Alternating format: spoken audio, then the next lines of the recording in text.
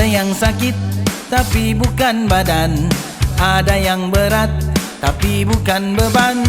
Dua dunia derajatnya berbeza, satu bergelumang harta, satu sengsara. Secawan kopi tak sempat terjamah, sibuk kejar dunia bermacam koleksinya, hingga terlupa pada yang tiada. Siang malam berjuang demi sambung nyawa. Janganlah terlalu memandang bintang, tunduklah ke tanah yang luas terbentang. Duit banyak hanyalah titipan dari Tuhan untuk mengujimu. Mau dibawa kemana, hulurlah amal sedekah untuk bekalan perjalanan ke sana.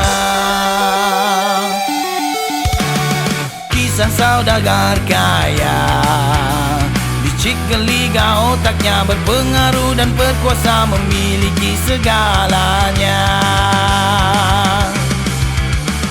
Marhain menderita, mengais sisa sia-sia. Yang kaya makin kayangan, yang miskin makin papa ke dana.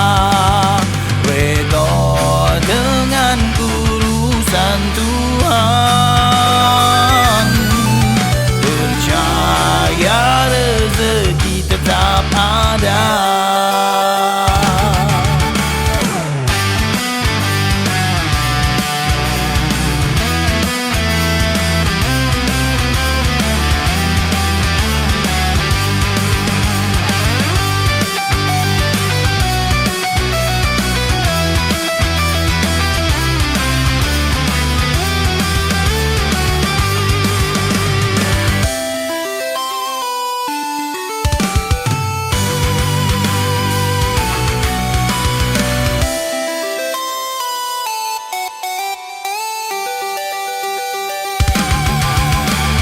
Kisah saudagar kaya, licik geliga otaknya, berpengaruh dan berkuasa, memiliki segalanya.